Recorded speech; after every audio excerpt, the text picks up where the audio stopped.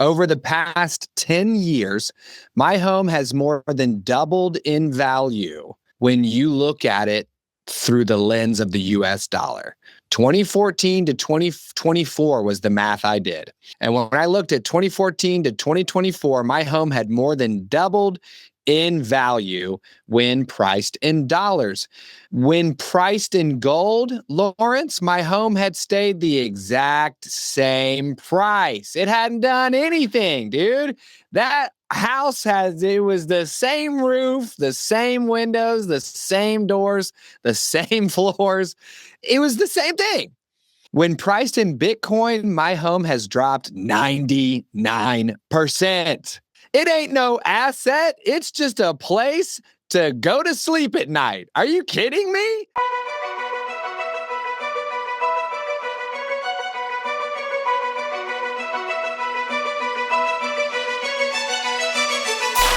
Stewart, it is such a pleasure to have you. You know, you're one half of the Sat Chats duo, and you're such a kindred spirit in so many ways. So welcome to the show.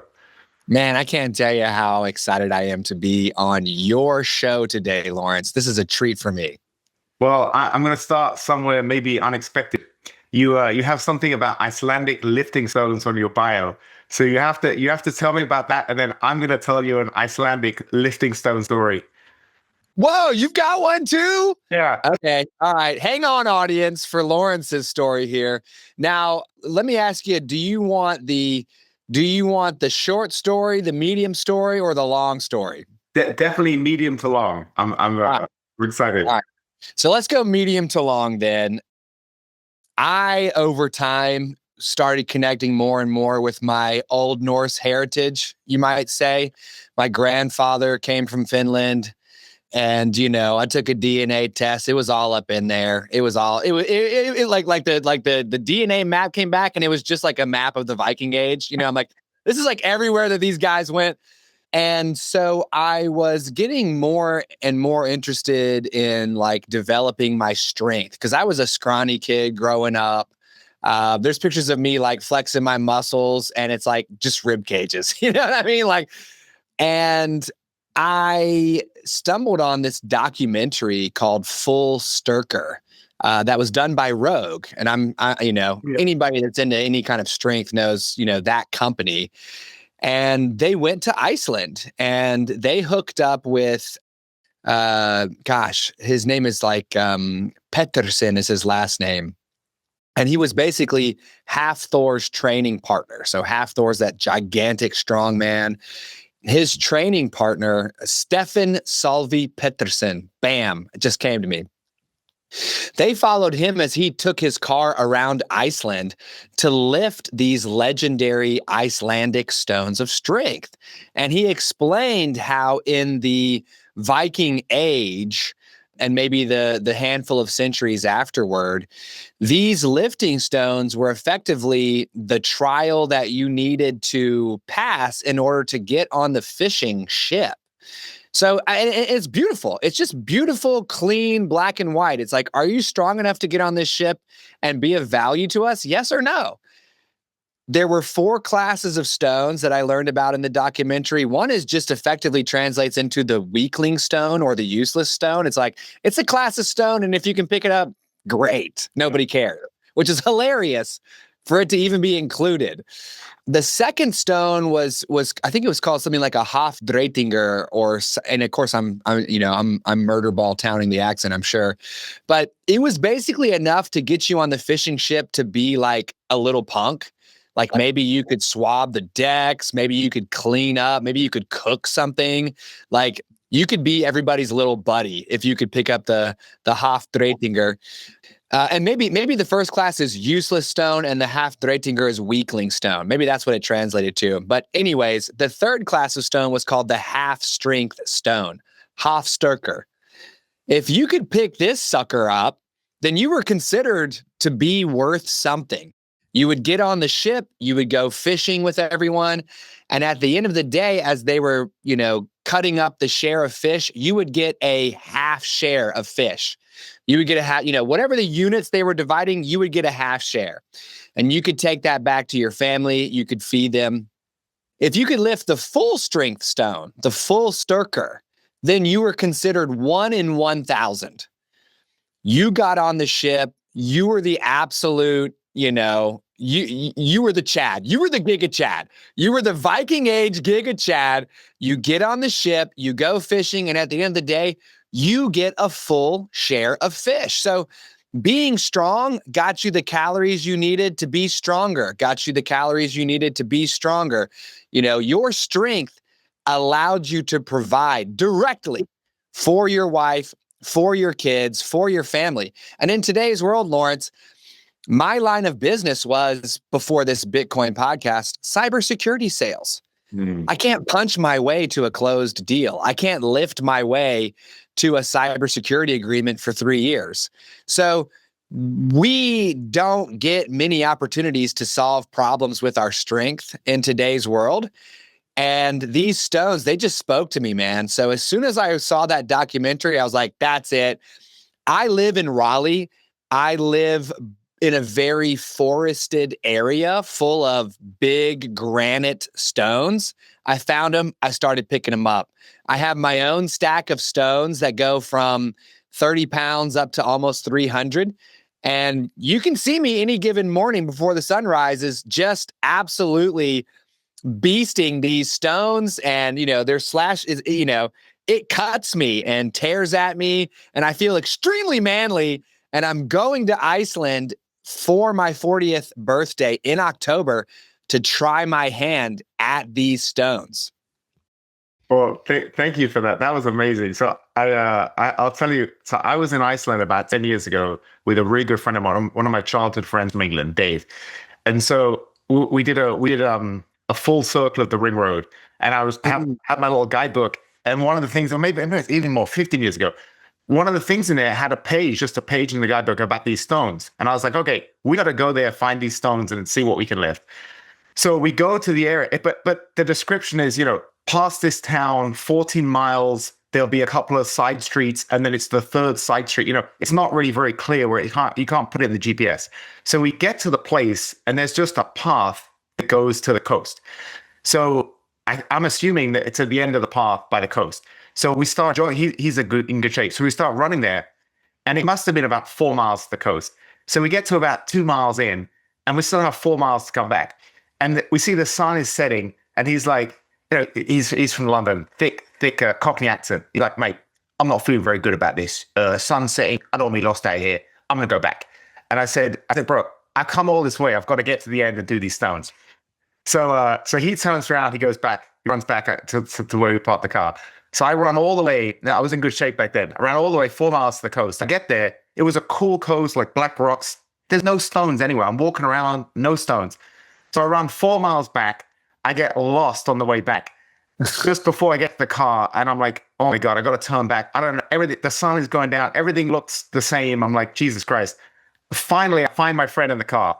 So like after all of this, I'm a little disappointed. We came all this way. We couldn't find the stones. We get in the car. I change. I think I was in a pair of running shorts. Put on some jeans. Put on a shirt. We're driving a mile or two up the road, and there's I think there was a sign. It was like lifting stones here. I'm like, shit. We were just like a street too early. So I'm in my tight jeans. And so there was 4, and you're right. The first one was a joke. The second one, I managed to lift it overhead. The third one, I managed to do like a sumo style deadlift to pick it up in my tight jeans. I think I ripped my jeans as well. I have a photo of me. I'm gonna find it and send it to you, Stewart. But I have a photo of me deadlifting it. The fourth one was so big, I didn't even try. It was impossible. But it's just the difference between deadlifting a barbell, where you've already got a foot off the ground and you've got nice grips and everything, and just trying to pick up a raw stone. Like you said, it's ripping up your hands, your arms. It was real tough, but I was real proud of myself after that run. All the stress of getting lost and thinking I'd be lost at night in some random place in northern Iceland.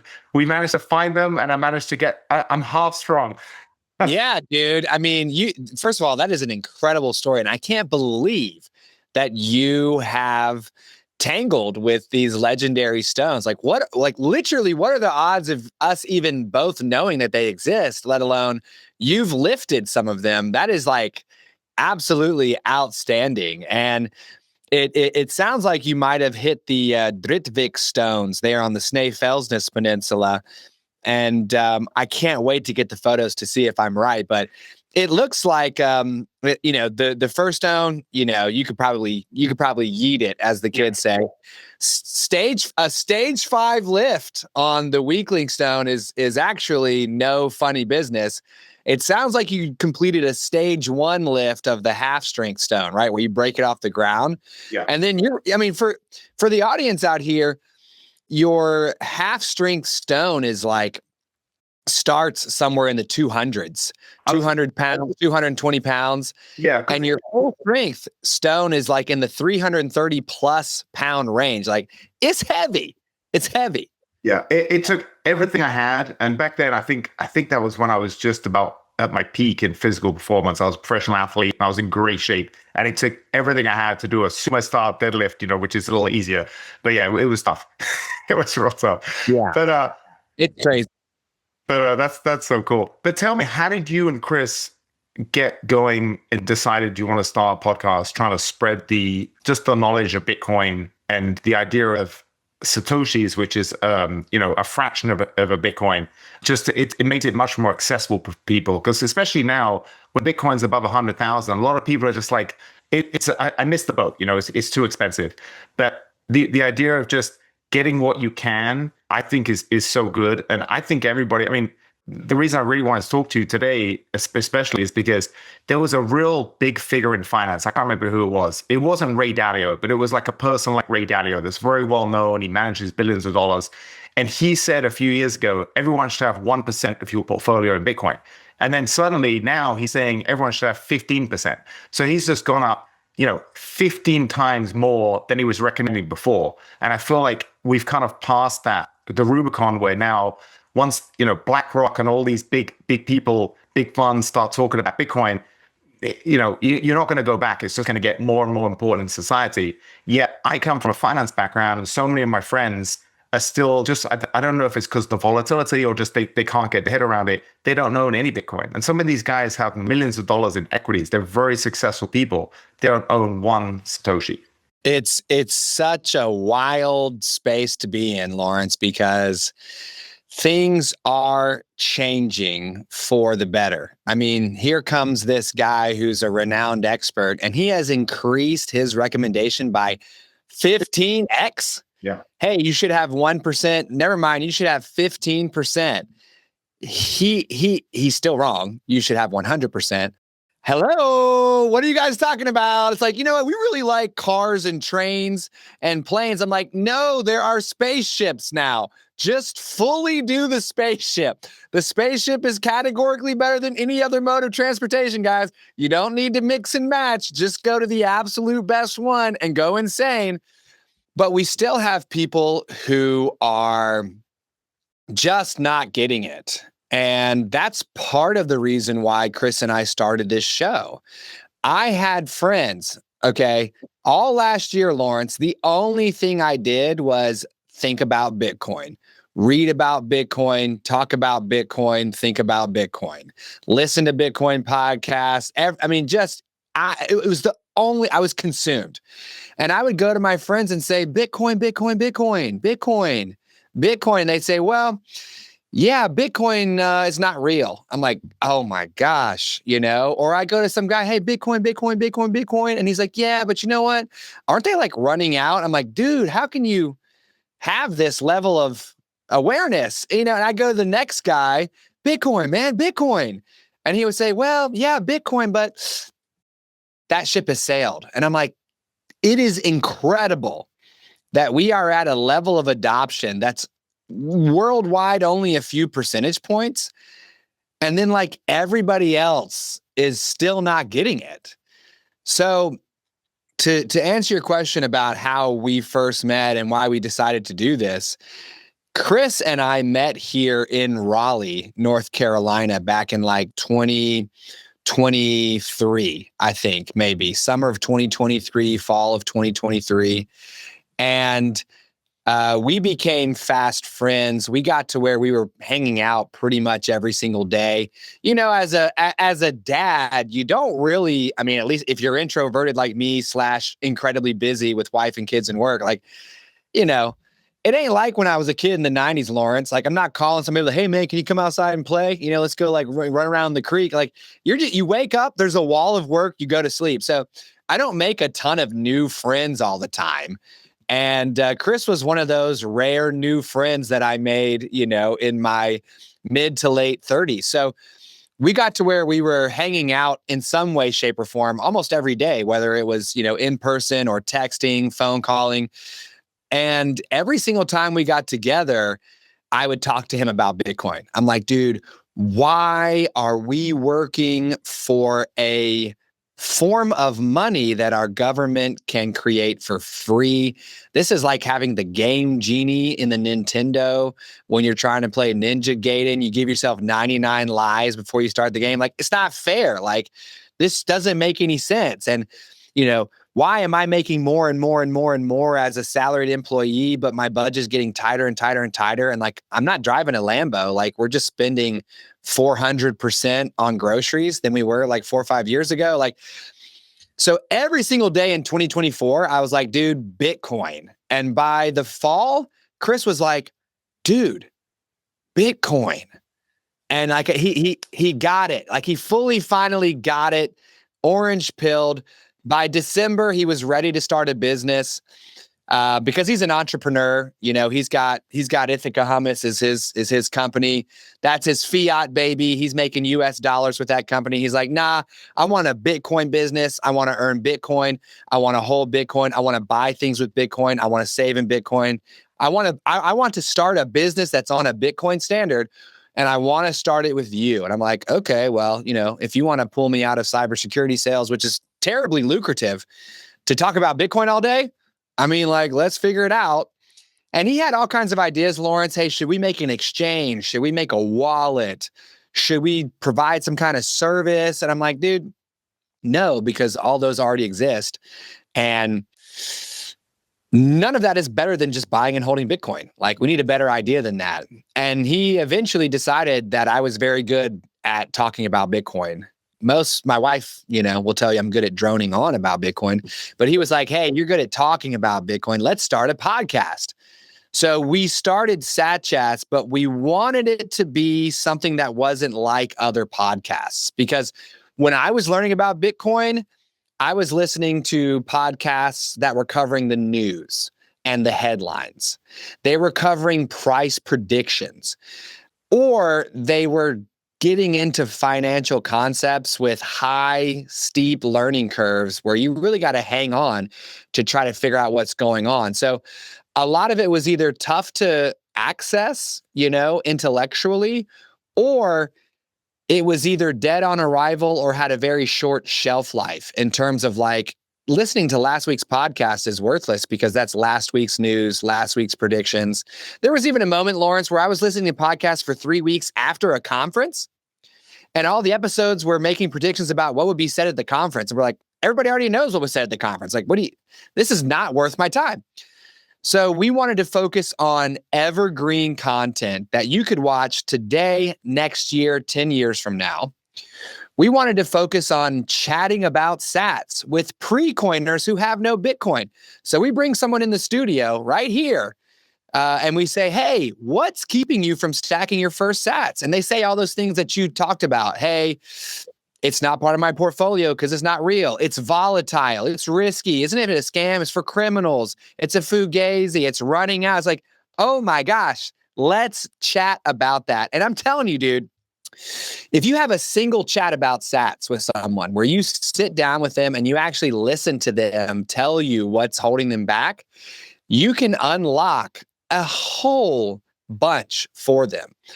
And we've had 96 guests come on the show. And after a single chat with us, they have decided to stack the sats.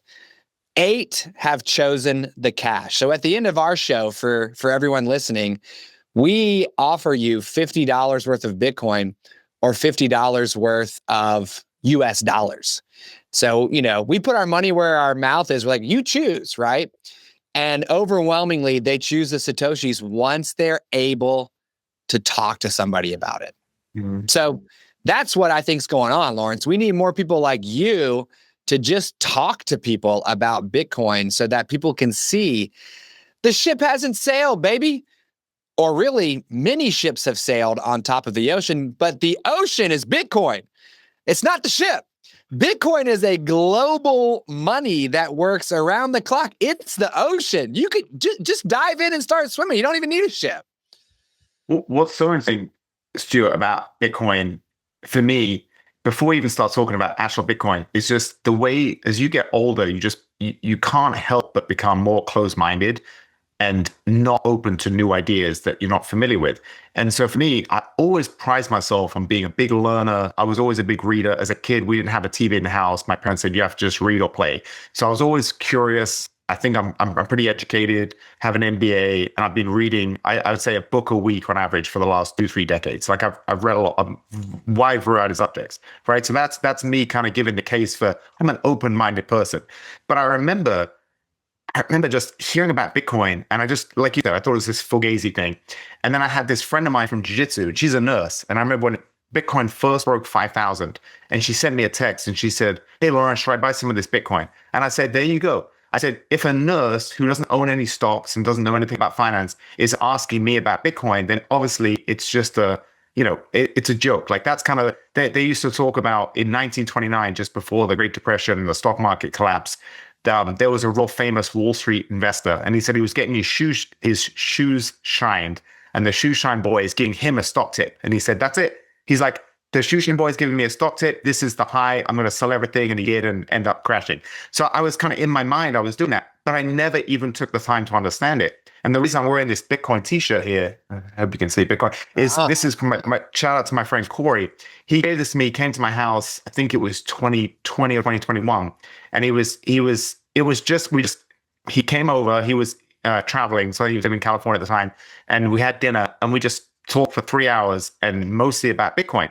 And it was just, I just needed someone to kind of sit down and talk about it. And then I realized I'd been so close-minded to even learning about it. And then as soon as you have a conversation and you become open to it, then you start to get your head around certain concepts. And the one you did with the giving people the dollar, the choice of dollars or Bitcoin, is just look at the past and look at how much the dollar has lost in terms of purchasing power.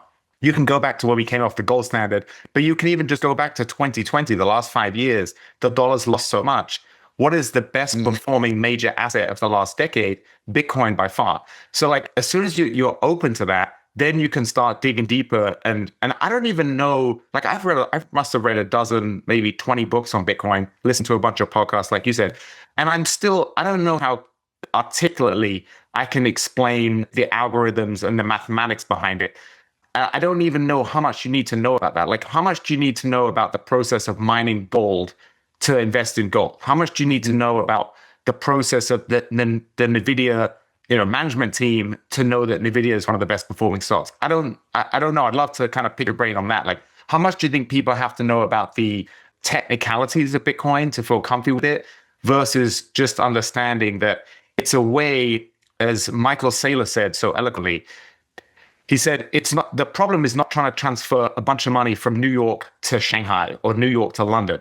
It's trying to keep the purchasing power of your dollar, of your money from today to 50 years in the future. Because that's the problem we have, is we live in a society where the Federal Reserve says we're aiming for 2% inflation a year. We've been much higher than that. But even if in the best case scenario, that still means you lose, all your money in a generation and a half, So I'd love to pick your brain a little bit on how much do you have to understand the actual technicalities behind Bitcoin versus the kind of just the principles. Yes. Okay. Well, the objective answer to your question is that you don't need to know diddly squat. You don't need to know diddly squat, man. Like, how does penicillin work? I don't know, dude. I have a bacterial infection that isn't going away, and I don't like it. And if I just take this penicillin that some dude discovered 200 years ago, and it's been verified by 100 million billion people since, it literally goes away. Do you know what I mean? Like, you objectively, logically, scientifically, mathematically, technologically, you don't need to understand any of it. You just need to start stacking your first sats. And a lot of people feel like they need, and when they come on the show, we see this all the time, Lawrence. Our pre-coiners feel like they need to get completely underneath Bitcoin in order to be able to sumo style deadlift it up off of the ground like you did there in Iceland with that half strength stone before they can even begin whatsoever. And that just isn't true. Try to buy $50 a month. Try to buy $50 a week if you can. If you have millions of dollars worth of assets like some of your friends, maybe set it up to buy $50 a day, because that is nothing in today's economy.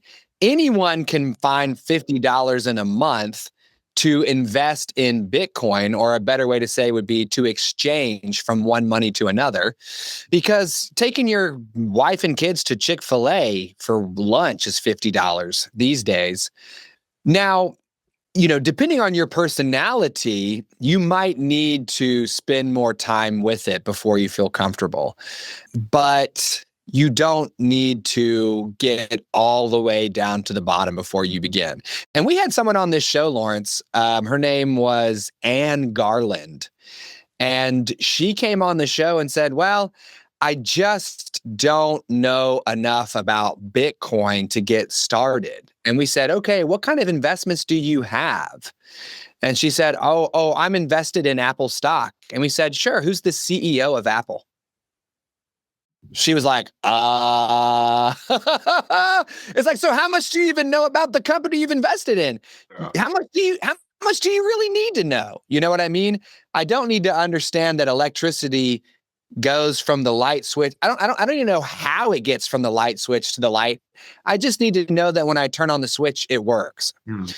So my advice to your audience would be, start with the area that you're interested in. If you are a tech person, maybe start learning about the source code, because it's available for you to inspect. Maybe start learning about the blockchain, how a new block is added every 10 minutes, how there are rules in place to issue Bitcoin according to a regular supply schedule, how the miners support and secure the network, how the nodes keep everyone honest. If you're an economics guy, maybe think about inflation, maybe think about deflation, assets, currency. You're a big history guy, Lawrence. If you're a history guy, if you've ever found yourself, maybe you're a dad at a museum and your wife and kids leave you behind because you're the dude that wants to read every plaque in the museum. You're like, wow, okay, so what? In 1947, they did. It's like, okay, go get you some history. Roman coins, seashells, glass beads in Africa. If you want to get rich, just take a look at the fact that Bitcoin has gone absolutely nuts every year since it came out, because you're going to need to kind of spend time in different pockets, because Bitcoin's too big for someone to just say, yes, Bitcoin is this. Yeah, 100%. Can you talk a little bit about what Satoshis are? Because some people might not be familiar with that. Yes. Okay. So a lot of our guests on Sat Chat say 21 million Bitcoin, that's not very much. And I think they're thinking about the fact that $21 million is not very much in today's world. Used to be in the 90s, if I got to $21 million, I'd be like, I'm a frillionaire. I can buy planets in outer space for this amount of money. But today it feels like if you have 21 million, it's like, okay, I think you can probably retire and live for 30 years. So it doesn't seem like a lot. And what we have to work with our guests on is this idea that a Bitcoin breaks down into Satoshis. So in every US dollar, there are 100 pennies. In every Bitcoin, there are 100 million Satoshis, or sats for short. So you don't have to have $113,400 for one Bitcoin. You can get $10 worth of Bitcoin. You can get $100 worth of Bitcoin. You can get $50 worth of Bitcoin a month. And right now, a single dollar will buy you 882 sats. So we're not trying to buy Bitcoin. We're trying to stack sats. We're trying to take any spare change we have, buy some Bitcoin with it, right? Stack some sats with it. And, we started Sat Chats. We didn't call it Bitcoin Talks because we think that moving forward, people are going to start thinking in sats, not in Bitcoin. Yeah, because Bitcoin affordable to almost everybody, right? The numbers are going to get so big soon. It's like if a stock, like when Berkshire Hathaway was trading, I don't know, over 100,000, people would see it almost as unaffordable. Then they had like the miniature version of Berkshire that was like 100th or something. So like it makes it much more intellectually available, I guess, for people when you start thinking in terms of sats versus Bitcoin. Yeah, you're like, wow, I can get 43,000 sats for $50. Okay. And if you get that piece of a Bitcoin, let's say you have $10,000 and Bitcoin's at 100K, you get some Bitcoin, right? You've got 1/10 of a Bitcoin. If Bitcoin goes to $1 million, which it is, then your $10,000 is now $100,000. Like, who doesn't want their $50 to turn into $500? So sats are the smallest part of a Bitcoin, the same way pennies are the smallest part of a dollar. And when you multiply 21 million Bitcoin by 100 million Satoshis, you effectively have 2.1 quadrillion units of money that the whole world can use to power a $900 trillion economy, which is less than half the amount of units we have available to service that marketplace. So there's actually more than enough. There's not enough Bitcoin. There's more than enough Bitcoin for everyone. It is scarce and infinite at the same time. I'm trying to tell y'all it's a brand new form of computation that solved the copy-paste problem of the internet. This is the intergalactic credit, folks. You're looking at the year 2240 right now. You know what I mean? So just take your silly dollars that are getting you less and less over time, buy a little bit of Bitcoin, okay? Listen to Lawrence. So what I was trying to say to everyone listening is stack some sats. Don't worry about buying Bitcoin. Stack some sats, okay? It's easy. It feels good. And it gives you an excuse to learn more. And you're going to need to learn more in order to wrap your head around why this is such a big deal historically, economically, financially, technologically, futuristically, you name it. So, watch Lawrence, watch me, okay? Subscribe to Into the Lionheart, subscribe to Sat Chats because we're covering topics for dads who are looking to be better providers for their families. And they're looking at today's world. They're looking at today's economy. They're looking at their income. They're looking at their outcome. And they're like, this is not adding up. And there are many ways to get ahead. And Lawrence has achieved them, to a level that makes me jealous. But, my way to get ahead is to stack some sats, and every single dad out there can do it. I love that. One thing when people talk about, Bitcoin's already over 100,000, I've missed the boat, is the total, not just Bitcoin, add every single cryptocurrency together. I think I was doing some research last night. The total market cap of every cryptocurrency is I think it's 3.8 trillion, okay? Of everything together, not just Bitcoin, everything together. The total market cap of one stock, Nvidia, is 4 trillion. So it's just to show you that the whole crypto world is less than one stock in the S&P. So I think it's important to know that in many ways, and I can tell you about my rich friends that have all these assets and don't own any Bitcoin, I don't think you're late to the party. I think the party has a long way to run. And I think that's kind of, to bring this full circle, that's what we were talking about at the beginning, when you have these people that formerly were saying, well, this thing might have some potential, so let's put 1% of our net worth in Bitcoin. And now suddenly they're saying 15. I think the other thing I wanted to share with you, because I'm a real estate guy, a former finance guy who now works in real estate. So the price of there was a professor who was talking. He's an older guy, and he was a professor in California. And he said that when he started his career and he started his family 2 generations ago, it took 3 years of his professor salary to buy a house. And now it's something like, 40 years of his salary, 50 years to buy a place in California. But if you look at the price of a house in terms of gold, which is Bitcoin wasn't around 50 years ago, so we can use gold as kind of a similar metric. The amount of ounces of gold you need to buy an average house is the same 50 years ago as it was today. So gold shares a lot of the same properties as Bitcoin, but Bitcoin is just a much more sophisticated gold for the 21st century. So I think it's such a people don't even think about it. They look at a graph of the US stock market the last 100 years and say this is the best performing asset. But I always say to tell people, you have to get your head around the concept that you can price the S&P or one of the stock markets historically in the terms of dollars, or you can price it in terms of gold, or you can price it the last 10 years, 50 years in terms of Bitcoin, and you get very different pictures. And I think that's what's so important is it's very misleading when you price things in terms of a currency that's losing value every year. It makes things seem like they're going up so much.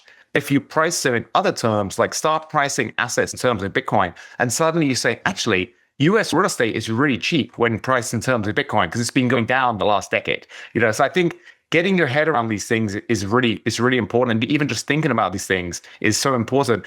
But what you said is so crucial. If people buy a little bit of Bitcoin and they start stacking sats, and once they see that their money's going up, then it incentivizes them to learn more about this. And I think that is so important. Yeah, so let's march through three big things you just covered, Lawrence. Let's march through the currency comparison.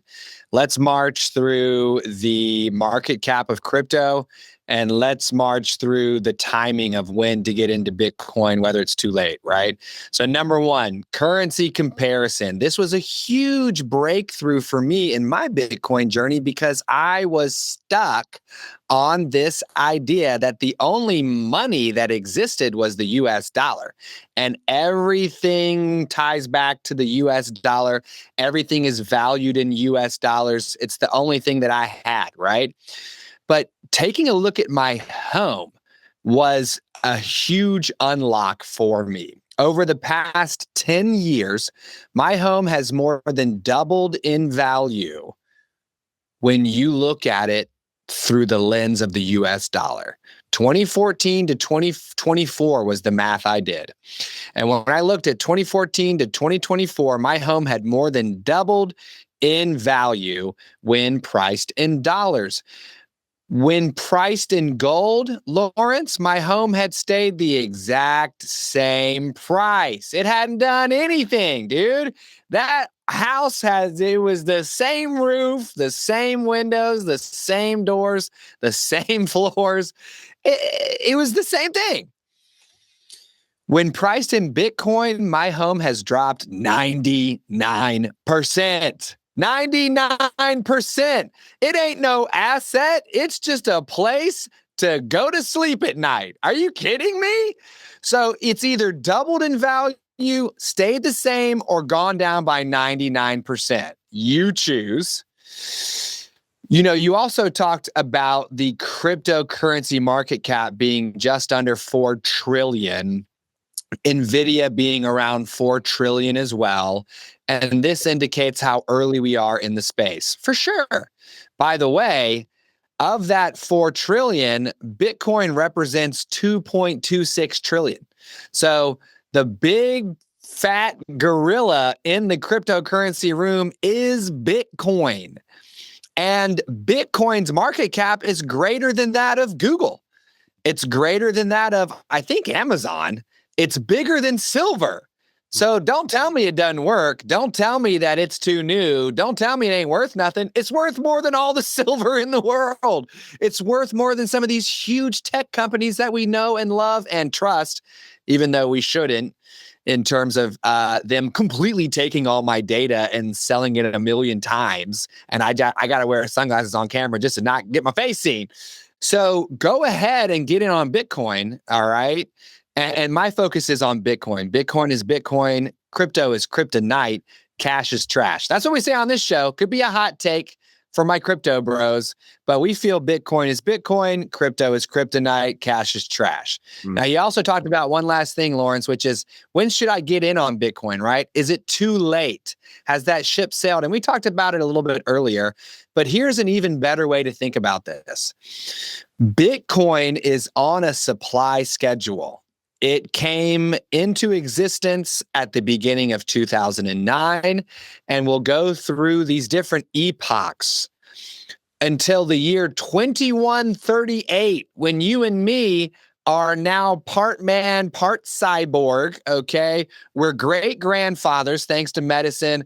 I've replaced this whole arm with the Kung Fu grip and the legendary stones. I'm just like, you know what I mean? I got 8x zoom on the eyeballs. Like we're chilling. So in the year 2138, the last Bitcoin will be issued as a result of the miners working the network. Now, Bitcoin's been around for 16 years.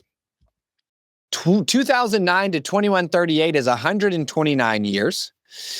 16 years into a 129-year journey is 12.403% of the way through. Don't tell me I'm too late to something that's 12.403% of the way through. If I turn on the television and I'm 12.403% of the way through Back to the Future, I'm watching the rest of that movie. I haven't missed that movie. I missed some of the funny parts with the guitar where he explodes all the speakers, but dude, we still got Going Back in Time. We still got Lorraine. We still got the DeLorean. We still got Doc Brown. Like, are you kidding me? If I'm 12.403% of the way through a baseball game, I'm going to watch that sucker. Like, you ain't late. Yeah. Just stack some sacks, okay? Just stack them. What a beautiful way to end this. Thank you so much, man. I really appreciate what you're doing.